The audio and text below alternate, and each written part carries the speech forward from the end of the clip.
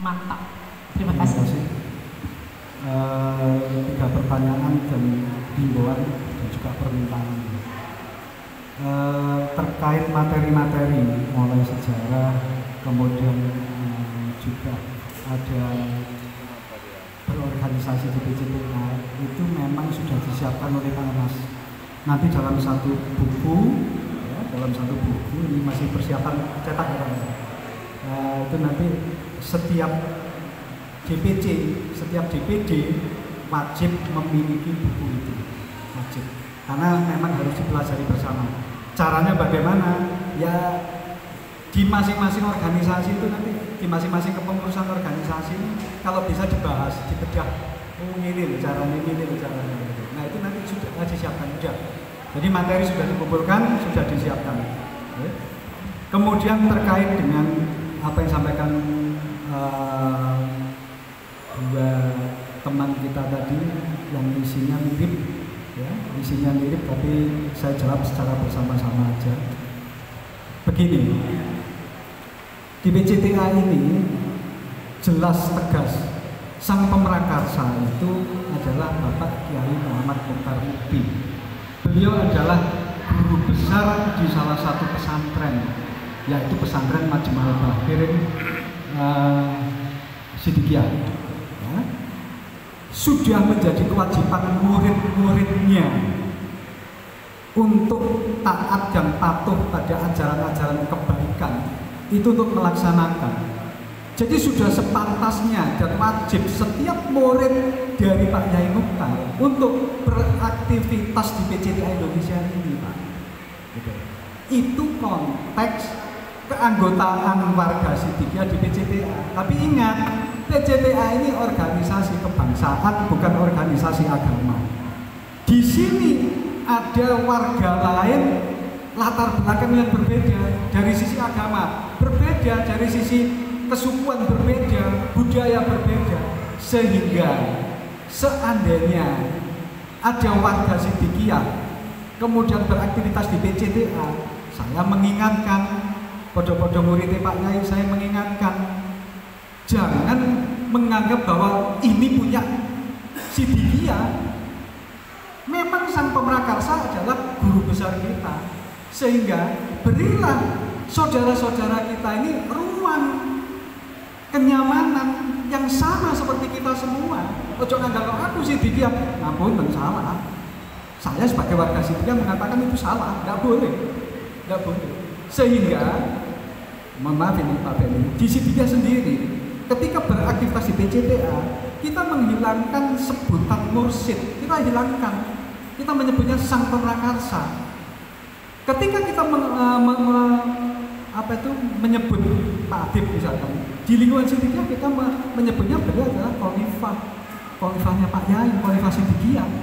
Tapi di PCTA Dewan Pertimbangan, Pak Anas misalkan di Sidikiyah wali talqin, di sini bukan ketua DPP yang membidangi organisasi.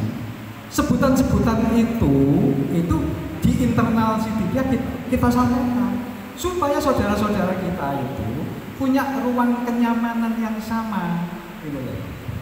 Nah, bagaimana beraktivitas di sini? Ayo, monggo. Nah, bagaimana dengan warga yang lain, yang dari luar Sidikiyah, yang dari kelompok lain, dari latar belakang lain? Mari kita ajak mereka, tunjukkan bahwa ini adalah satu wadah organisasi kebangsaan yang latar belakangnya sama, yaitu ingin cinta dan melestarikan Indonesia ini, gitu. Monggo aja, saya sangat setuju kalau kita ini tidak eksklusif, justru kita ini membuka diri, mengajak teman-teman yang lain, kita juga datang di acara mereka. Ini salah satu contoh, ya, salah satu cara yang digunakan oleh DPC Kota Malang. DPC Kota Malang itu karena latar belakangnya budaya, dia masuk ke jaringan budaya-budaya ini, masuk. Tanya ke saya, Pak Tris, boleh nggak saya masuk ke teman-teman budaya-budaya ini? Silahkan, dengan dengan catatan ingat bahwa PCTA organisasi kebangsaan, bukan organisasi budaya. Saya mengikat-ikatnya cuma gitu aja. Siap, ya wis, masuk. Apa yang terjadi? Budaya-budaya, kelompok budaya di satu kota Malang ini saja ternyata puluhan. Anggotanya cukup banyak. Konsepnya adalah mengajak pimpinannya untuk membawa jajaran dan anggota-anggotanya masuk PCTA. Kemudian saya gelitik, itik-itik, saya motivasi tambahan. Ajak dan datangi pemuka-pemuka agama, masukkan sebagai dewan pertimbangan. Syukur-syukur pemuka agama itu membawa umatnya untuk beraktivitas di PCTA ini.